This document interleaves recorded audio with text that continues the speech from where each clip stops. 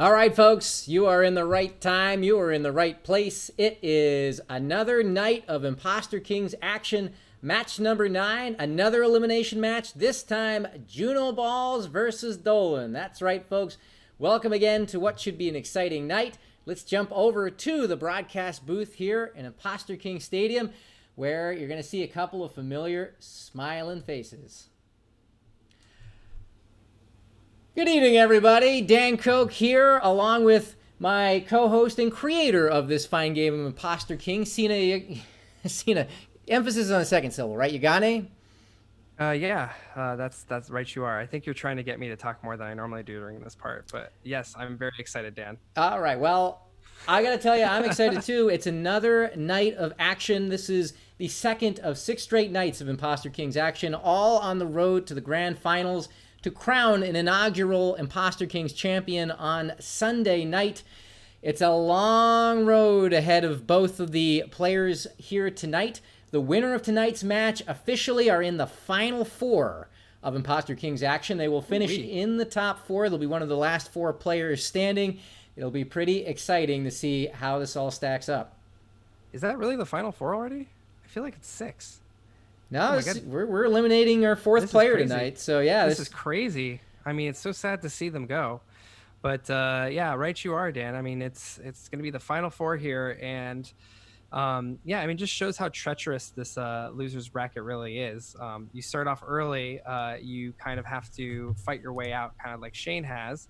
But tonight we actually have 2 people who qualified from the winners bracket their first round and then dropped down. So we got Junoballs, who fell to I believe Dancing Faraz, and we have Dolan, who fell down from Mr. Rogers, both who are in the finals, the winners finals. That's right. We have both players who started with a golden glow by winning their first match and are now down slugging it out here in the lower bracket. It'll be interesting to see how things stack up. But before we get into in introducing our 2 players for the night, let's go ahead and do a quick recap on how this fine game here is played.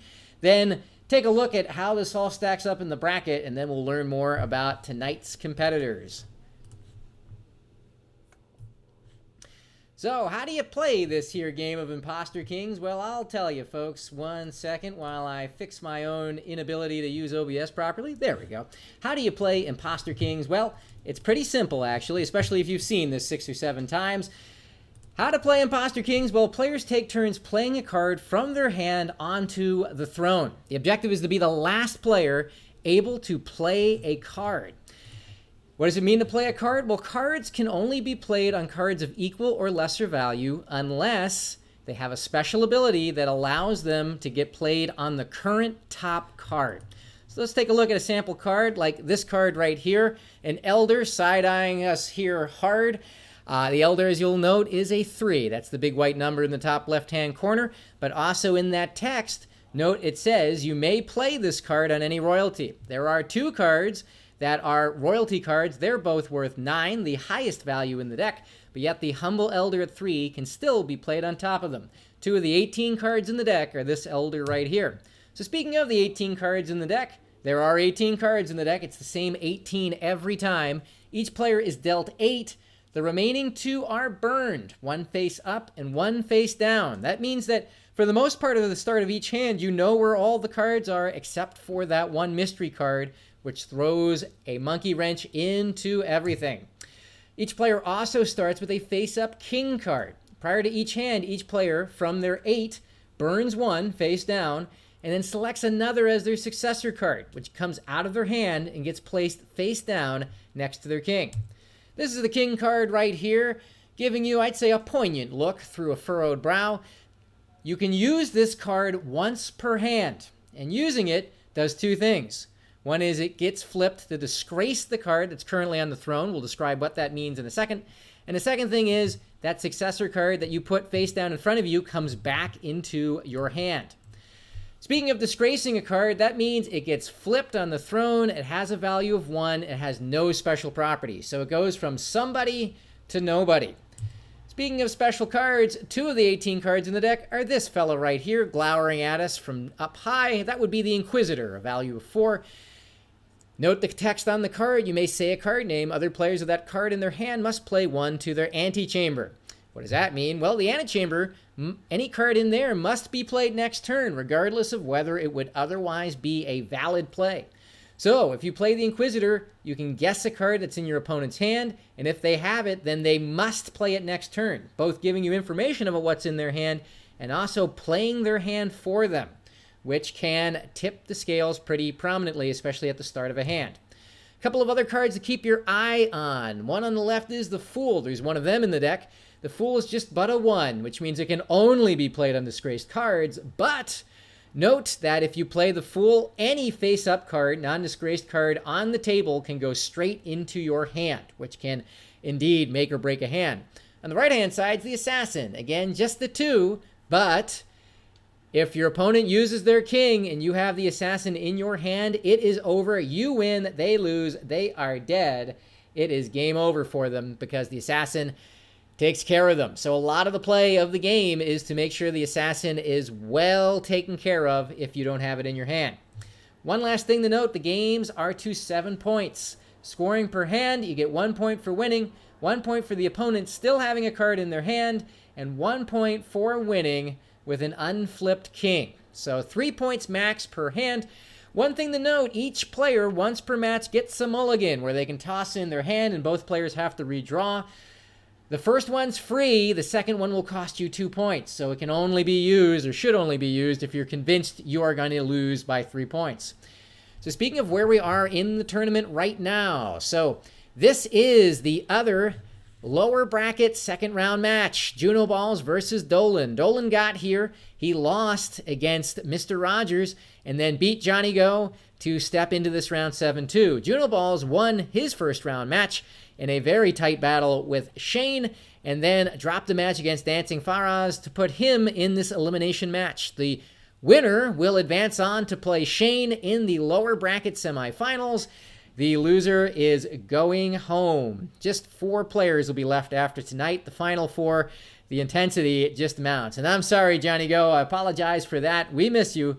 But again, that's all we've got left here, just the 4 players after tonight. So let's go ahead and step back in to the broadcast booth to talk about the match tonight.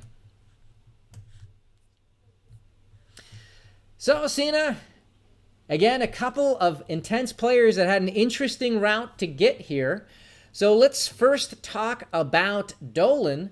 Dolan again got whacked, shut out by Mr. Rogers in the first round, then came roaring back in the previous round in a very hard-fought match.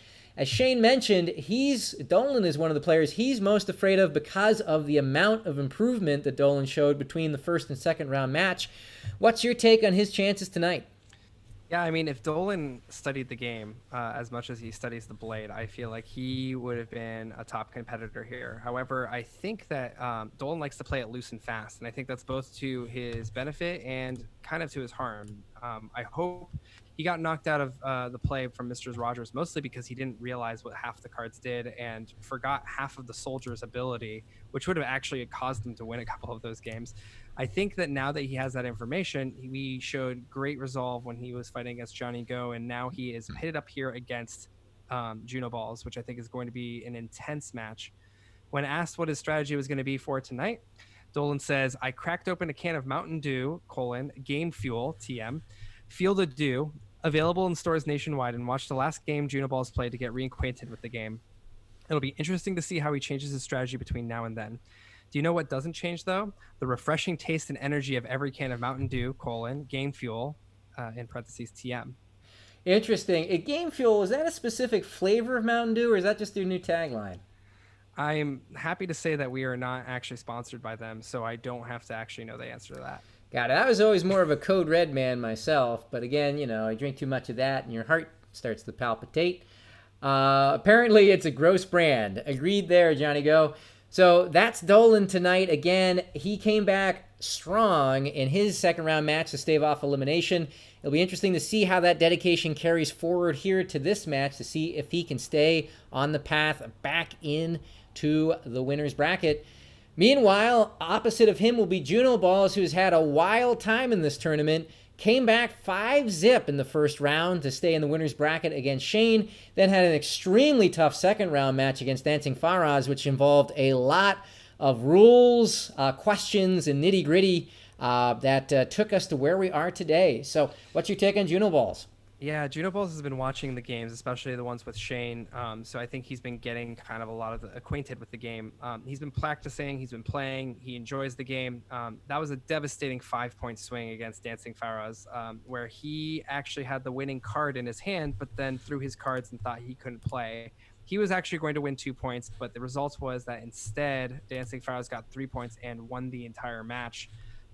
That's a 5-point swing. It's really hard to come back from that. And so what I'm hoping to see from Juno tonight is just making sure that he is double checking to see what his strategy is, what his cards are, and make sure that game knowledge doesn't come to hurt him again. He said, I prepared by taking with takeout margaritas from Santa Fe Mexican Grill in Renton, Washington, the crown jewel of the Pacific Northwest. Well, that sounds delightful. That actually made me rather thirsty for a margarita right now, but it's kind of hard to get down to Renton from here while staying on the broadcast. Folks, it's going to be a heck of a match tonight. Sina, anything else you want to toss in before we step into Imposter King Stadium?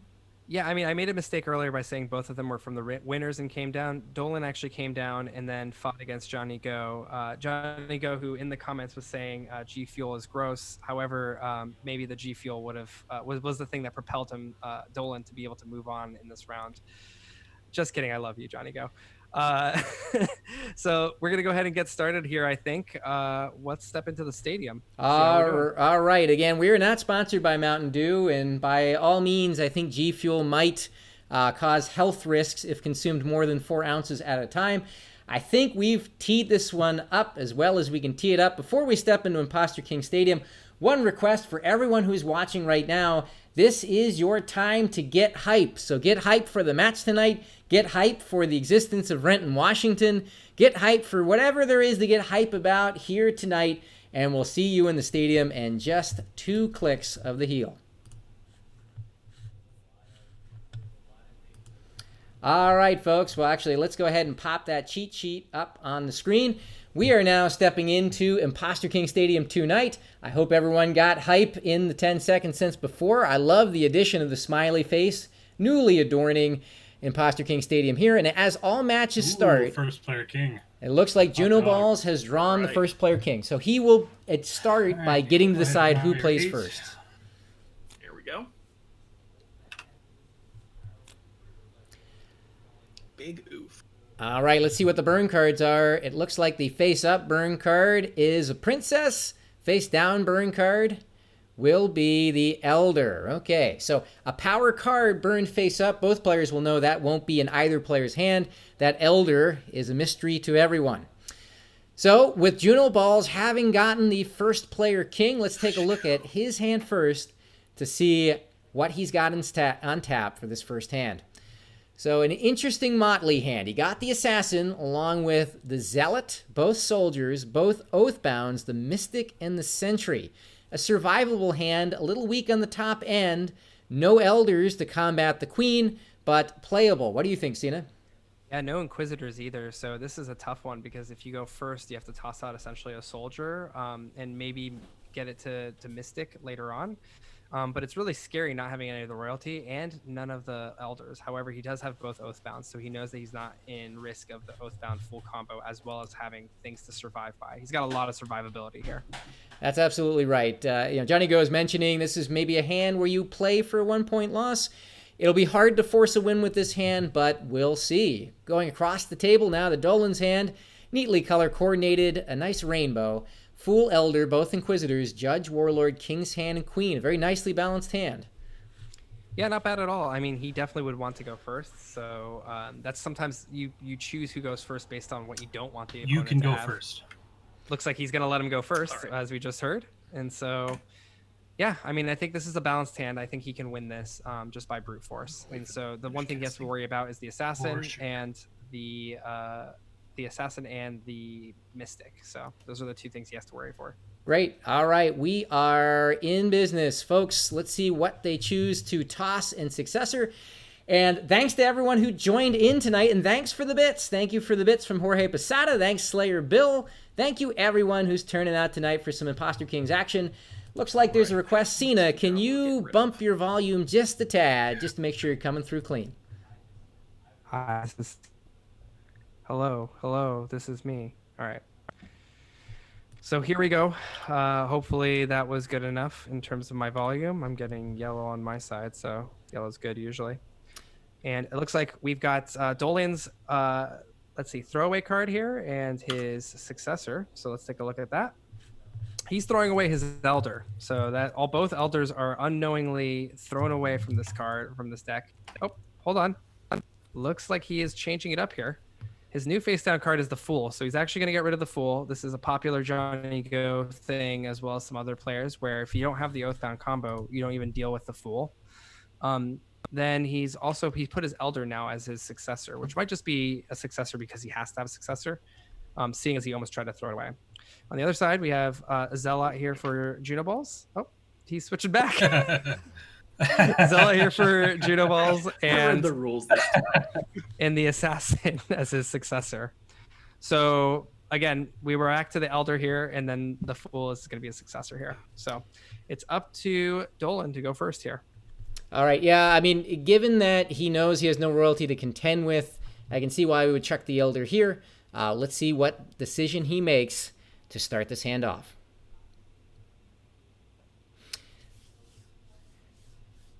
See, and if you were him, how would you start this hand off? All right. I mean, Let's start out. You know what I would do. I love the Judge into the Inquisitor combo. Which allows me to guess a card. Do you happen to have an Elder in your hand? Negative Ghost Rider. All right. Your turn. Not a bad call, to be honest. That the Elder, the Mystic, those two powerful cards that are dangerous for him, those are important. I personally would have gone for the Assassin because then I would be able to flip earlier. And I'm going to guess the King's Hand. I do have the King's Hand. That is a 7. Wait, the Soldier disgraces cards? That's interesting. That's a little known fact about the Soldier. Poking a little bit of fun at what cost him perilously right? in the previous match. Right. So Soldier putting a bit of number pressure on. It means Dolan either will have... Well, he goes right with the King's Hand here. We'll go King's Hand. Okay, that's just a 3, huh? Interesting. That's getting rid of one of his... No, it's still an 8, I think. Wait. Oh, no. Yeah, yep, it's still an 8. It looks like Juno's getting ahead of himself. I think his plan was to disgrace the 8s, the Ocho. To use the Mystic to make the 8s a 3, but I think he got a little ahead of himself there.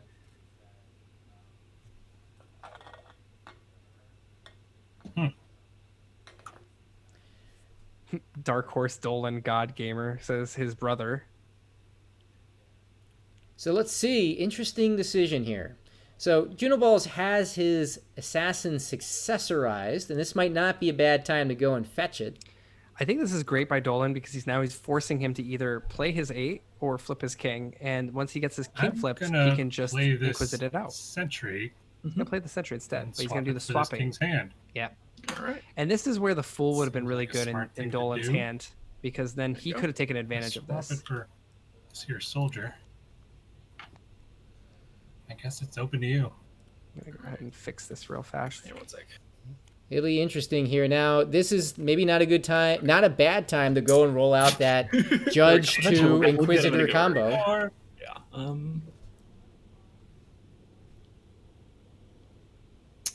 So, You know, if I was Dolan right now, I would actually just play the Inquisitor, get the King's Hand out, and then just flip my King. Because I know that he doesn't have... Oh, he didn't check to see if there's an Assassin. do you have an That's right. Oathbound? He still does not know about that. All right. Safe call with the Oathbound. He knows that Junoballs probably has one in his hand. That's right. Now, Junoballs at this point can either burn one of his Oathbounds. That might be just the play here. You don't want to flip your King for the reason that that Inquisitor is sitting out there. Because I guessed correctly, I get to put an Inquisitor down on the board. Indeed. Dolan, being a good rule adjudicator as he is. So Junoballs with an interesting decision again. Every card in his hand is playable right now, but again, it's going to have that Inquisitor played on top of it. So he won't want to play one of his high number cards. It'll get wasted. Well, he could take a swing right now with the Mystic with no repercussions. So you can play the Mystic, flip the Mystic, and then it won't have any effect because Dolan has to play that Inquisitor next. The question is, what does he Inquisit? And the right answer, we both know, is the 7s, but he does not know that.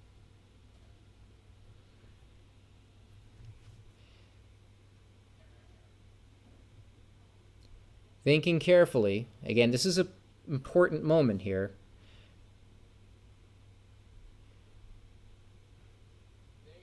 So many thoughts. I'm gonna play this here Mystic. All right. Who would you like to cripple? I'm gonna say the number 7. All right, sounds good. So he does exactly that. Wipes out the Warlord on Dolan's side. And the fact that it's leaving a disgraced card on the court does not affect anything. And we'll say, let's get your... He's got to do the King's Hand. Down here. This is the real question. This is the one that the casters will be saying, Dylan, there's one card to say, and there's one not to say. Oh, for sure. He absolutely needs to get that King's Hand out. Kid, he knows for sure that he has it. In fact, he knows everything in Junoballs' hand. He knows that there's at least one Oathbound, and he knows there's one King's Hand. He's got to get the Oathbound. Okay. So he pulls the Oathbound. Oh, interesting. He's thinking about potentially King's Handing that? And if you have the Oathbound, then you've got to play it, and you don't get the ability. Indeed. No, he does get... Oh, well, yeah, he doesn't for the Oathbound specifically. Wow, he just Do you have the bamboozled me.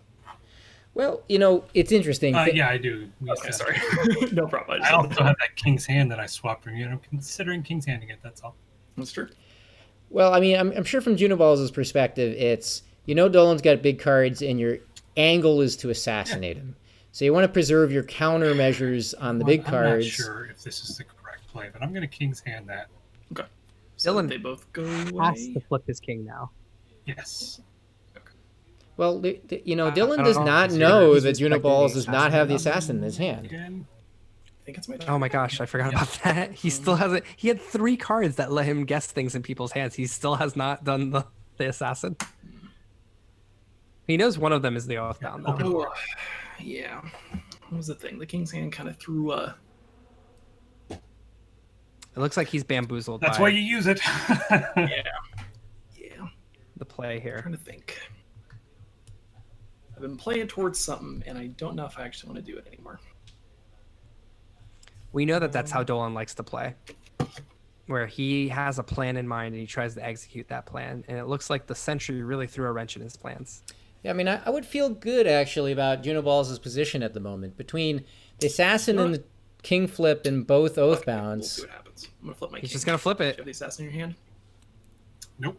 All right. An outstanding risk take. And that's one of Dolan's strengths, is he's willing to take the big risk that other No players other aren't player- willing to take. No other player would ever do that. 6.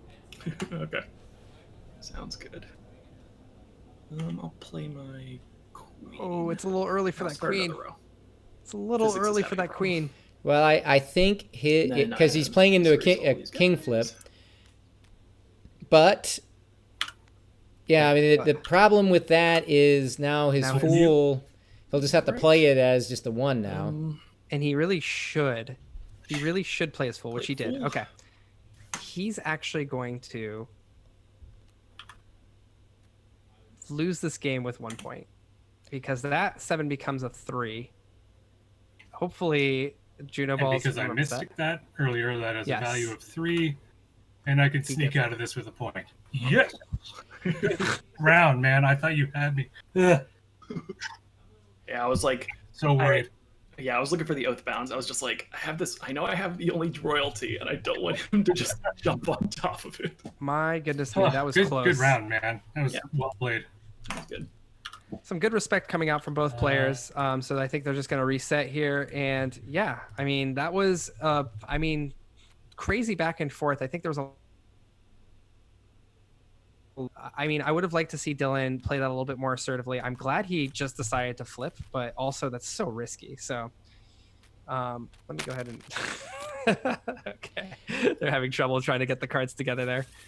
Yeah, I would say that was excellently played by Junoballs. You know, as we mentioned at the beginning, he didn't have a great hand, and he parlayed that beautifully through use of the Mystic at the right time by, you know, deploying all the resources he had and timing it correctly, and that's why he took what looked like a loser of a hand into a 1-point victory. So first hand goes to Junoballs. The true king goes now to Dolan. He'll choose who goes first this hand, and he's now down 0-1 against Junoballs. So looking at it, the assassin is the face down burn card, the warlord the face up burn card. That will cause a lot of mayhem here if they choose to play this hand. Let's take a look at Dolan's hand, because chances are we might be seeing our first mulligan of the night. Dolan, both Elders, Inquisitor, Judge, Soldier, Soldier, both Oathbounds. You know, as we mentioned, usually you want a barbell of a hand. You want the lowest cards and the highest cards. This is as in the middle as it gets. See, and I can't see him playing this hand. Oh, man. It's not great. I would have to agree with you, I think, unfortunately. He doesn't have anything. He doesn't have the Fool or the Assassin. So this is probably one of the few times that I would even mulligan. Yeah, it's hard to see any way of even, well, both Oathbounds and Elders can help you survive for a long time. So maybe you could eke out a 1-point loss out of this, but I can't see winning with this hand, certainly. He doesn't know that the other player does not have the Assassin. That's the only big thing. Otherwise, I would have been able to maybe make this a 1-point hand if played perfectly. All right, well, let's go across the table to Junoballs' hand. So all those big cards will be in here. That's right. So Fool, Zealot, Inquisitor, Mystic, Sentry, King's Hand, Princess, and Queen. So, yeah, I mean, all the bludgeons are in here. It's definitely a strong hand. Yep. I think my big thing here is this is why the Judge would be so powerful, because the next card that Junoballs would have to play is a 7. If you had a Soldier in there too, then the next card they'd have to play is an 8. So yeah, I mean, that is a tough hand. And if I was Dolan, I think with where we're at with the tournament, it's not worth it. So I might as well mulligan. Yep, I hear you. All right, well, let's see what they do. And I'm going to guess Dolan's going to throw his hand down, but we'll see.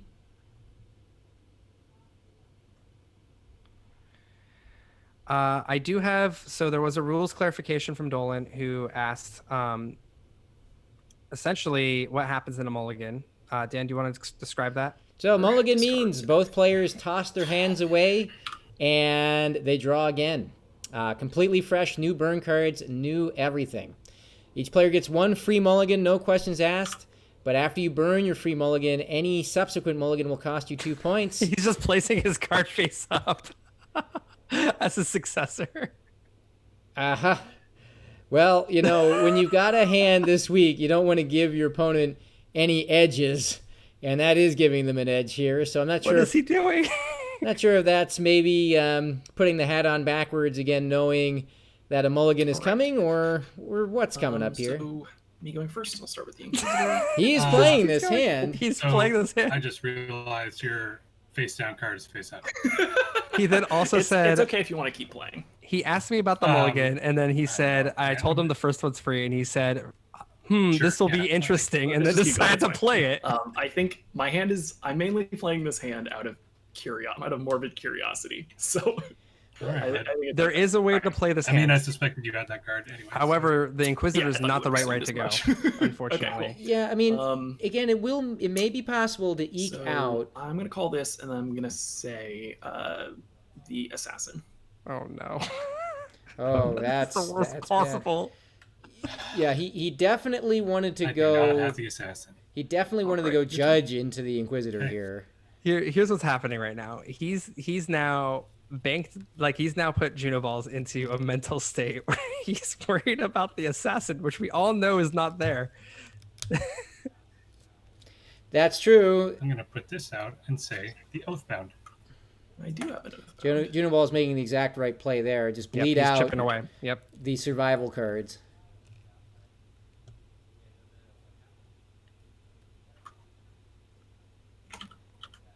This is cracking me up. And Dolan's just firing. Like, he's just... Now that he knows the assassin isn't there, he's like, go ahead.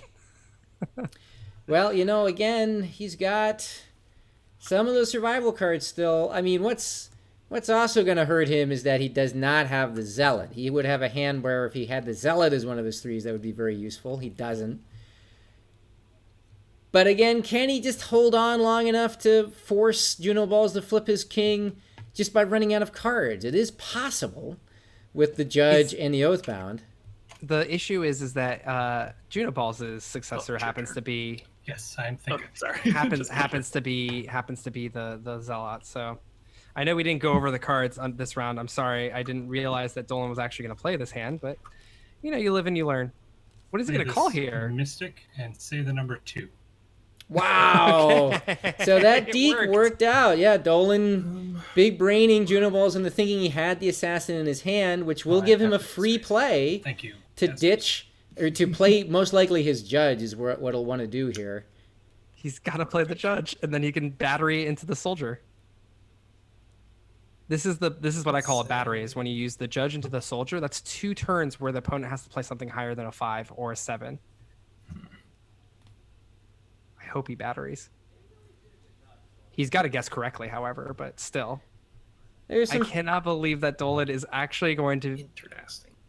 I think that Inquisitor play to the assassin, even if it was intentionally not to juke. Don't flip your king. Uh-oh. Don't do it, Dolan. I have a sneaking suspicion on something.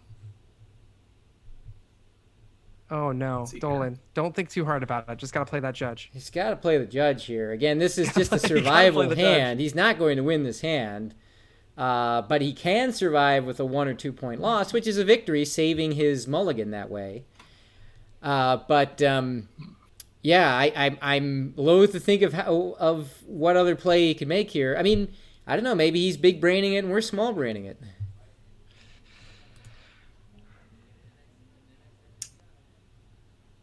All right, let's go with... Got Sam, thanks for joining tonight. I'm gonna flip my king. Oh, no. Roger that. That is the worst thing he can do. Is a bizarre play here. Your turn. That is a really bizarre play. What do you think? You think he's still playing around an assassin? The assassin's no effect because it's been wiped out by the Mystic. I have no idea, honestly. Sneaking suspicion or not, he's just thrown away everything that was so brilliantly going his way. This is now going to be a 3-point hand to Junoballs, I think. Yeah, I think Dolan he went from 3-point loss down to 1-point loss and right back to 3-point loss of that play.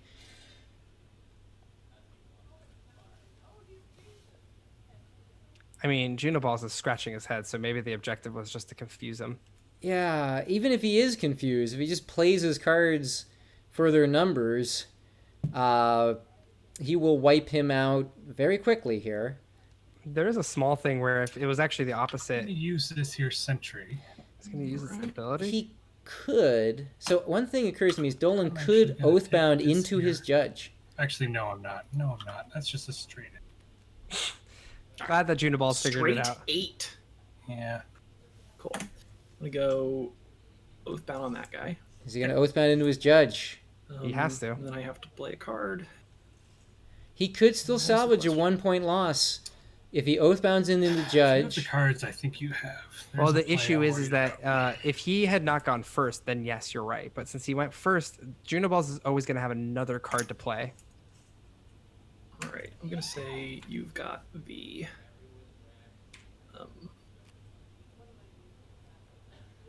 princess. I do have the princess. All right, so that's a 7. I'm going to disgrace any cards in court. Get him out of the So the King's Hand right now would put Dolan away. If he just played it as an 8, that would be it. And that's a 3-point loss.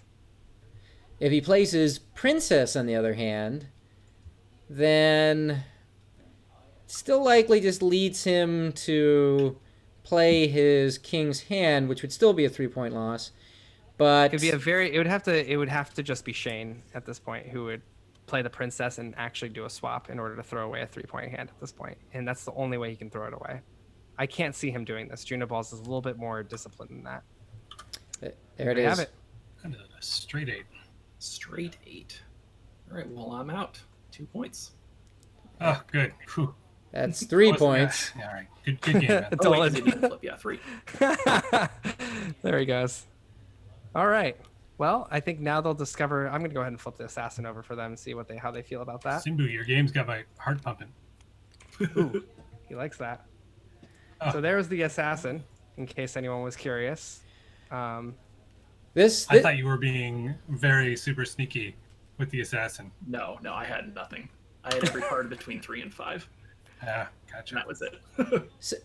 so this, what even that Man, hand. use those mulligans. Like, you get a free Well, mulligan. I was considering it, and then I was like, you know what? Fuck it. It'll be an interesting hand. Ooh, family-friendly stream. Oh. Go ahead and give him a warning for that one. All right. So interesting hand. Again, Dolan had a terrible hand, and was an obvious mulligan candidate, but he decided not to, and then that looked briefly like a moment of genius because it was a very survivable hand, and between his off guess of the assassin and the confusion that created, it looked like he might be able to run off and make a 3-point loss into a 1-point loss and preserve his mulligan, and then made some, frankly, just baffling plays to turn it right back into the 3-point loss that it would seem at the beginning. Correct. I mean, I think that with just a little bit more foresight, more game experience, he would have been able to expertly craft that 1-point victory there. But unfortunately, it's a 3-point, and that's the risk you take when you don't mulligan those hands. And man, even I was going to mulligan that hand, but I'm proud of Dolan for how far he got, to be honest. That's right. Well, he did lose it. So hand number 2 is a 3-point win for Junoballs. Now up 4-0. One other big hand win away from sealing his place in the next round. So Dolan keeps the true king. Here's his hand. Better this time. Fool, Assassin, Elder, Soldier, Judge, Mystic, King's hand. So both the specialty cards, a little weak at the top, but interesting to play. Yeah, I mean, I would just throw away the soldier and play this hand because I think there's a lot of threat with that assassin and there's a lot of threat with that fool. He's got to keep the fool in his hand and just play it when his opponent inevitably flips his hand. However, he is lacking an 8 and 2 9s, so he's got elders to deal with them, but it's just kind of like he's got to bide his time, and he's decided to go first this time. That's right. And yeah, with that Mystic in both Oathbounds, maybe on the other side of the table to his knowledge, that would be a thing that I would have in mind. Across the table. So in Dolan's hand, we've got Zealot, both Inquisitors, 1 Oathbound, Warlord, Sentry, Princess, Queen. So big top end here, but none of the specialty cards. Super scary to play against with the double Inquisitor especially. Doesn't have the Mystic. I'd actually say that both of these hands are pretty even though it seems like Junoballs has got a lot of power in his hands. So it's kind of just going to come down to who plays their cards better, I think. Yep, you're exactly right. I would agree with that. Sina, as a reminder, what was the face down burn card? It is the Soldier. Soldier, just a mere soldier burned. All right, well, Dylan is going first this time. Dolan is, so we'll see what both players choose to burn and what they successorize here in hand number 3.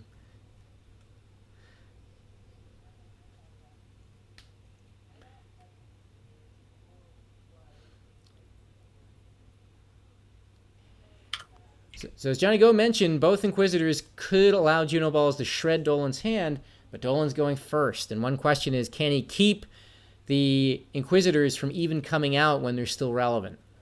Well, let's take a look at their successor cards so far. So the successor for Dolan is the Assassin, so he's going to hide her away. On the other side, we have the successor for Junoballs, and it's just going to be the Zealot, which is really powerful once her king is flipped. So a natural successor. Yep. It looks like Junoballs, what did he chuck there? It looks like Junoballs chucked out one of those Inquisitors. He tossed an Inquisitor. Okay, figuring 1 is enough, especially when you're not going first. Dolan thinking hard of what he wants to throw. It's a tough question with that hand. You definitely need to keep your Mystic in your King's hand. The most logical ones to look to throw would be one of your 2 Elders, the Soldier or the Judge. Right. Yeah, I like to throw one of my Elders to get rid of. So. Yeah, right. I'm deeply in love with all of these cards. Of course, the thing, right, is What I'm doing here. he suspects that Junoballs has both royalty cards. It's He, all right he with doesn't you. have any Oathbounds in his hand. So the only thing he has to deal with those royalty cards are those 2 elders and a king flip. So if you burn one of your elders, you're down to just the king flip unless your fool can bail you out. Yep. And it looks like Junoballs has taken back his one of his thrown away Inquisitors, much to Johnny Go's pleasure, since he does not like it when people throw away. Looks like he's switching up the entire strategy here. Yeah, Looks players like- really reconsidering. So Junoballs now is tossing the Zealot. So Zealot is going from Successor to Garbage.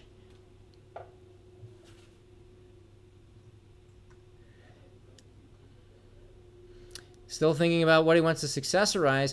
On Dolan's side, Sina, do you think it gives anything away that he's had that successor just sitting out there and he's puzzling so hard on what his throwaway card is going to be?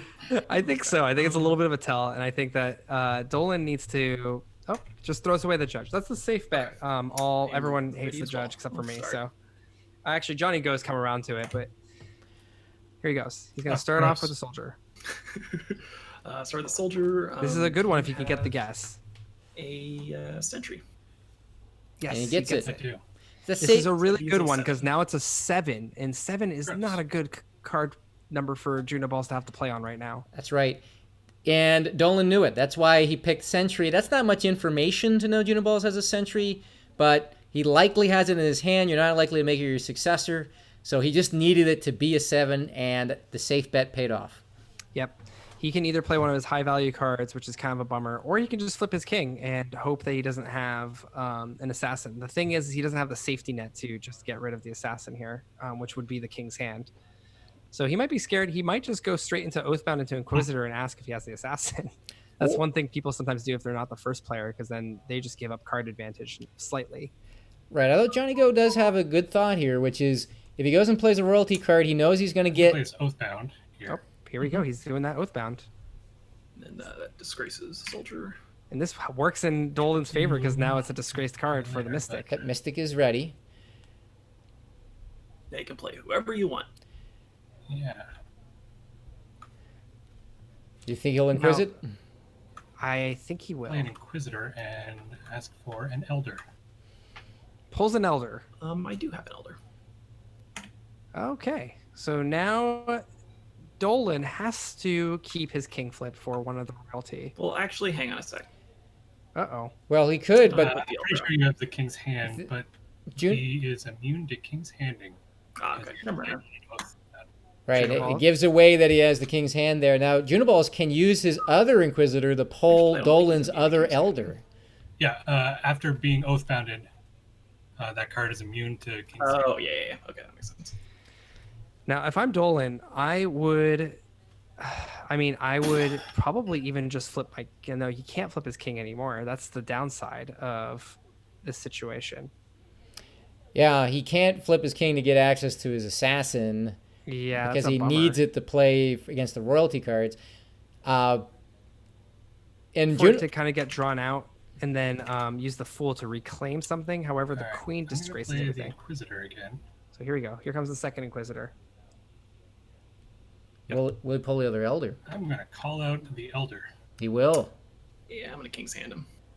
So that one is not protected by virtue of being played by an Oathbound. So out comes the King's Hand. Not a bad thought because without doing that, Dolan knew it was just 2 royalty cards and out.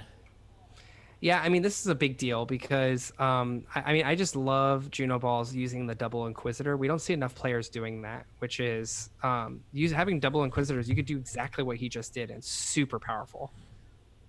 Now, if you're Junoballs, what would you do right now? Do you think he has the assassin in his hand? Trying to put myself into Junoballs' shoes. I think I would Just do drops the exactly 8. what he's doing, which Just is an 8. drop the 8, Just neat. force a king flip, and just bludgeon him with the 9s.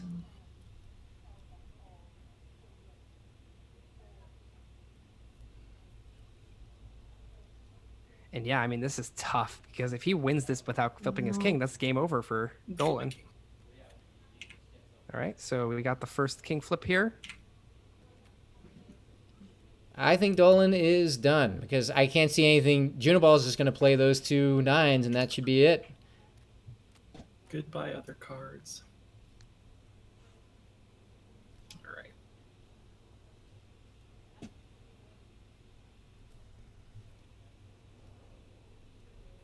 So that's the queen, right? Yep. Okay. It says it on the card, Dolan. Come on. Just kidding. Here he goes with his first elder. And here he goes straight with the second one. Yep, and there's no trading. It is over. Yep, I'm out. I think that's it. I think that's it. And there you have it. Wow. 7 Hot points dog, to Juno. 3 in just 3 hands. The fewest Mulligan, number that's of hands. I had the cards. I had the cards. I just, Hey, three hands are the Jeez, man. fewest needed to win a match, and Junoballs just did it. you're just smack talking people in Twitch chat is the real joy of this tournament. He's got a good. Take a look at Twitch chat. He's got a good point. But yes, Junoballs takes the 3rd hand, another 3-point victory, and that allows him to take the match over Dolan. Junoballs 7, Dolan zip in this last of the 2nd round lower bracket matches. That means that Dolan is out. His stay in the tournament is over. We're going to miss him, although there will always be the smack talk in the peanut gallery here with us in the commentary booth and here with all of you in the Twitch chat. Junoballs will advance on, and we'll talk about the exciting rematch that tees up in just a second. So, Sina, before we step back into the interview booth, any final thoughts on that game? I guess I have to table flip, right? By all means. There's the customary table flip for all of those out on the chat. Now's the time to get hype because we didn't even make it to the 4th hand to have our customary 4th hand stretch. So if you're out there, go ahead and get hype, and we'll see you here in the Imposter Kings interview room in just one moment.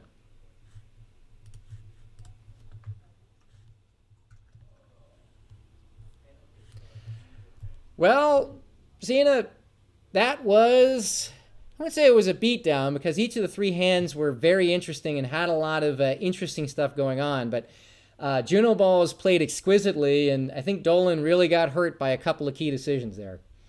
Yeah, I mean, I think the thing that hurts the most for me is that second hand where everyone was saying mulligan, even I said mulligan, but he showed us that with the power of deception and potentially tomfoolery, something that he would possibly know about, but maybe, he could have taken advantage of once he tried it. He could have maybe made that a 1-point hand. Unfortunately, he made that fatal error where he flipped his king a little early.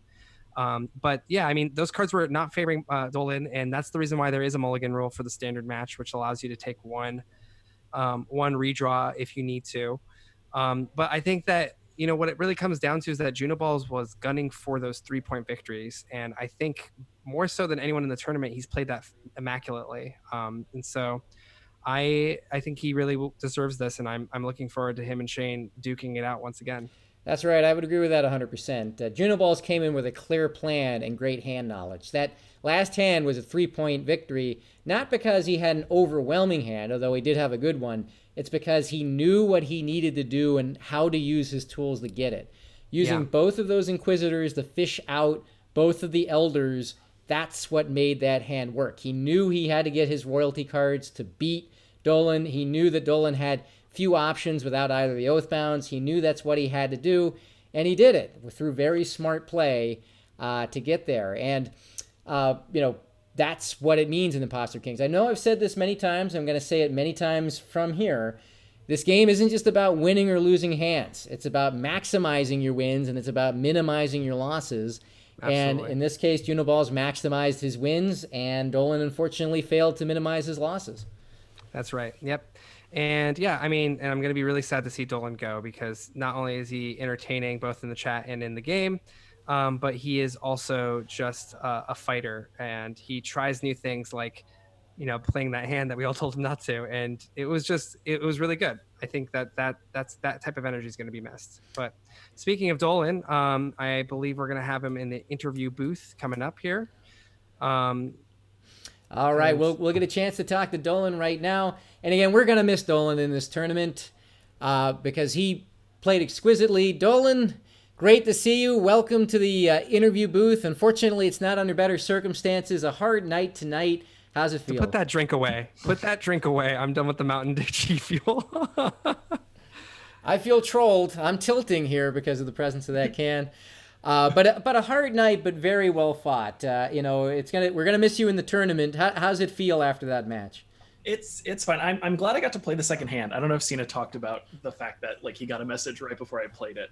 Ross was like, "Nah, screw it. This is gonna be fun." Yeah. So the second hand, in retrospect, I shouldn't have played, but it was probably the more fun hand that I played in like the whole tournament, because it was interesting to try and like know that if he did one thing, it could all go up in flames, and it was going pretty well for a while. And then like towards the end, because I was like, I bet I can get away with losing 1 point, but then when it was 3, that kind of made it difficult.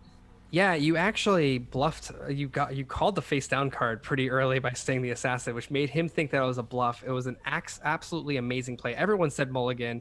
I was really happy you didn't. I said I would mulligan even. And yeah, you almost drew it to a 1 point hand. I think if I was curious to see why you decided to flip your king when you did.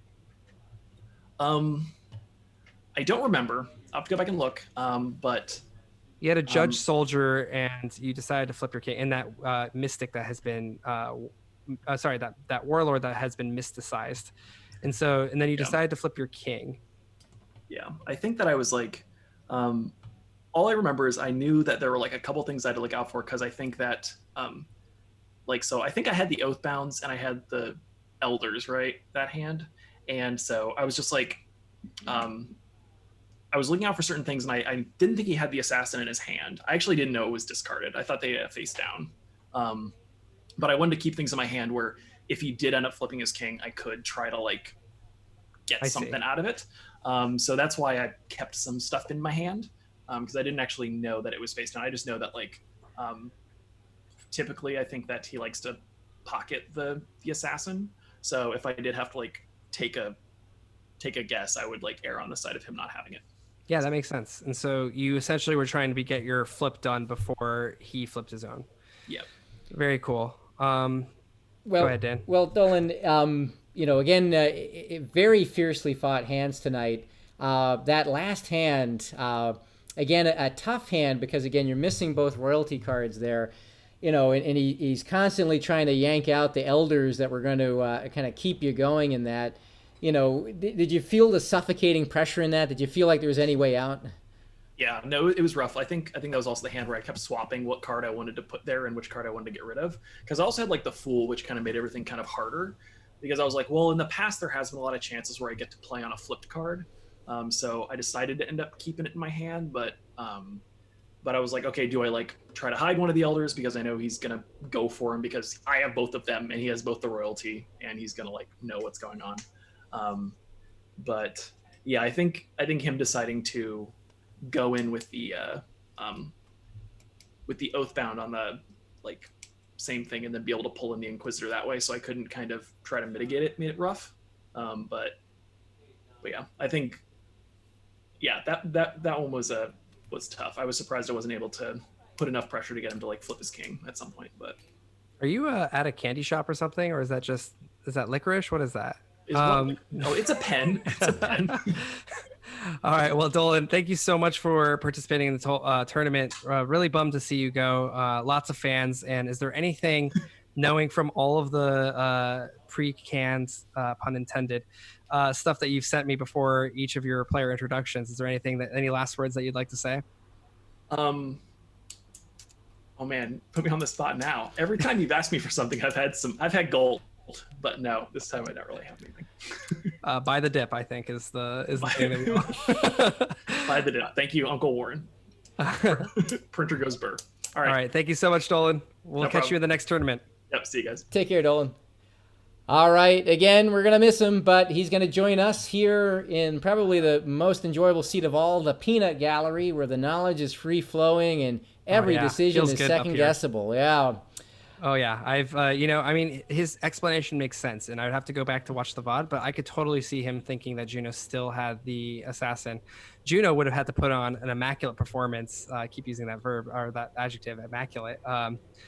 he would have to bluff really well for him to say, oh, like be that surprised about the assassin not being played. But I think that yeah, I hear what Dolan was trying to say there, and that's just a tough break. 2 3-point hands. So It's rough. That is sometimes how the cookie crumbles. Well, it crumbled in favor of our winner tonight. That would be Junoballs. And let's see if he can join us here in the interview booth for the victory lap for the night. oh yes, wow, Juno, great to have you here. Great picture. Great to be here, boys. All right, well, Junoballs, Juno, congratulations. I love the painting for your Zoom avatar, by the way. That is fantastic.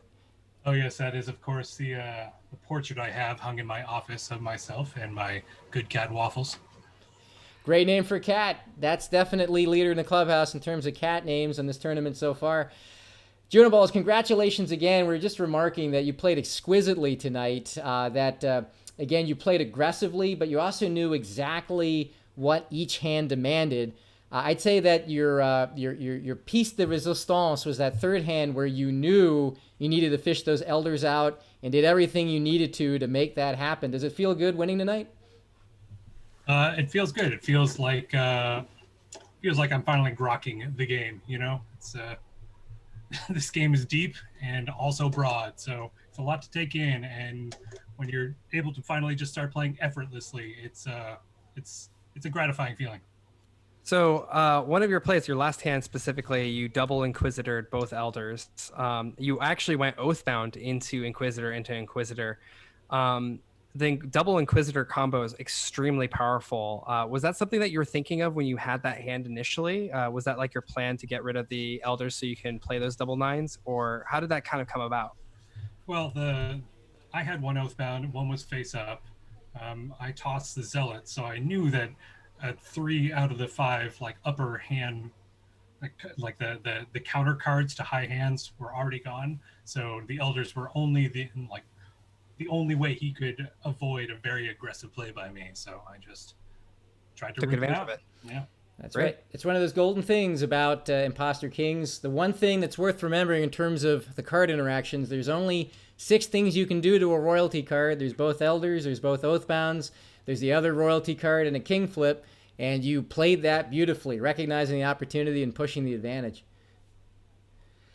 Yeah, that's like I said, where I'm finally at the point where I understand how many cards there are of each hand. So it's yeah, like I said, it's satisfying. Awesome. So up next, you have you're playing Shane here in, I believe, the losers bracket. Shane, what a name! What a great name! Yeah, you're gonna be playing him on Friday at 9 p.m. You were, of course, there watching his game, supporting him potentially, maybe not supporting him after some of the words he had to say. How did you feel about some of the things that he said about you, and what do you have to say about him? How are you gonna prep for that match? Well, you know, Shane's a strong competitor, and he's always there to give it his all. And I've got nothing but love for him. We've got a long rivalry that dates back many years. So we each know we'll be giving it our all, and we'll be there for it on Friday night. Can't wait. Wow, you're a much bigger man than him. Really much bigger man. Marvelously orchestrated. I felt the love there. And at the same time, it is going to be intense as a rematch. I guess one question for that is, having played Shane in the first round and having had a chance to see Shane's last 2 matches and with your own 2 matches since then, are you coming in with a different strategy? Is there anything new you're thinking about in terms of playing against Shane? Is there any mindset that you're bringing in? I try not to go into any match with any preconceived notions of my opponent. It's just good vibes here, boys. I get good vibes and good games. I get the sense there may be a gleam of a strategy there, but also one not wanting to tip one's hand headed into Friday really, night. blank slate. There's nothing. Well, Junoballs, congratulations. And again, awesome vibes, awesome wins, awesome plays tonight. 7-0 victory going up against Shane on Friday. Rematch of a century. Feels good, man. Yep, and please post a good picture of Waffles in the Imposter Kings Discord when you have a chance. Junoballs, congratulations. Have a good evening. Thank you for your continued casting and support. Yep, congrats again, Junoballs, and we'll see you on Friday night.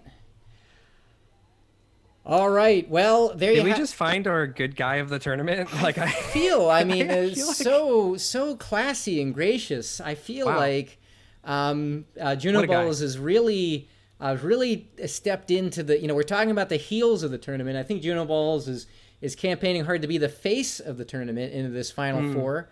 Absolutely. And again, with 4 players left, I feel like everyone's kind of falling into their mold, and it'd be interesting to see how that game on Friday night plays out. Yep. Whoever wins that game on Friday night is guaranteed third place. A little bit harder of a rope for both of our losers bracket contestants, but they'll eventually get there once they battle each other out. So one of them is going to have to say goodbye on Friday. And hopefully it is the one that is pleasant, loving, and maybe it could be both of them. I mean, who knows? We'll see who turns out to be the most gracious of all. That's right. Well, the Twitch chat has given me the business for proclaiming Junoballs as the face of the tournament. I can't tell if they're either saying it took me too long to make that realization or the fact that I made that realization at all. But anywho, let's take a look at where the bracket is before we tee up the next match tomorrow night. See everyone over in the bracket. Feel free to refresh that screen too if you're. No, I just downloaded it. So, anywho, right, tonight, Junoballs beats Dolan 7-zip. That means, again, he's advancing into what will be the lower bracket semifinals. Junoballs versus Shane, Friday night at 9 p.m. But, and we mentioned that it's the final four, we have another match, the winner's bracket finals, I believe that would be the winner's bracket finals. Mr. Rogers versus Dancing Faraz. And that is the next match up. I believe that would be tomorrow night, right, Sina? Yep. Tomorrow night we have Dancing Faraz versus Mr. Rogers for the winners, the El Clasico winners finals. And so it's going to be 2 of our top contestants, haven't gone down yet, and they're going to go face to face. Mr. Rogers, the Terminator that he is, very nice on the outside, very nice on the inside, according to him. He's going to be blasting all of his shotgun ammo. I guess is that what the TI Terminators have? They have shotguns, right? Shotguns are involved in Terminator movies. Okay, yes. Great, got it. I knew I would have gotten raked over the coals for that one. Versus Dancing Faraz, who did not know anything about this game before he started, then played maybe 15 games in a row with me, has been watching every single VOD. Hi, Faraz, if you're watching this. I am acknowledging the fact that you're literally watching this to prep. And also someone who normally would go out dancing on the weekends, but instead has devoted his life to the Imposter Kings. We'll see how the newbies do versus the old veterans in our winners final match. That's right. That will be intense. It is tomorrow night at 9 p.m. on this channel, right after Super Quiz. And for those of you who don't know what Super Quiz is, I'm dropping a link right now into the Twitch chat. Super Quiz is a weekly pub trivia hosted right on this channel by moi, yours truly, 7:30 p.m. Pacific on Thursdays. So we're going to do Super Quiz, which should be a riot. Feel free to join in. All the details are in the link I just dropped in the Twitch chat. Then we'll wrap that up at 9 o'clock and go right into what will certainly be an intense match between Mr. Rogers and Dancing Faraz for who's going to win the upper bracket and punch their ticket into the finals. So that's right. That's going to be something else. Anything we should anticipate for that match? I mean, this is going to be the third match for each of those players. So they haven't gotten too many matches in, but when they have, they've looked very convincing. So just a quick side note on the Super Quiz thing. Have you ever thought that Dan's an extremely well-spoken, smart human individual? Well, the Super Quiz is actually him hosting it all by himself. All the questions he invented all by himself, and there's probably going to be some Indy 500 questions because I'm fairly certain that's happening pretty soon. Is that right? It's happening on Sunday, Sina, and you may just be correct. So check it out. It's a pretty cool thing. And then right afterwards, we'll be right here again, 9 p.m. tomorrow for the winners finals with Mr. Rogers versus Dancing Faraz. That's right. I make up all the questions and all of the facts that go with the answers as well. But anyway, folks, we hope you've had a great night. Thank you for joining in on this match tonight. We're hoping to see you tomorrow night for Super Quiz and very much for the winners finals tomorrow at 9. Sina, any parting words? just looking forward to tomorrow. It's gonna be a brutal one. All right, folks. Well, have yourselves great nights. We'll see you back here tomorrow night. Take care.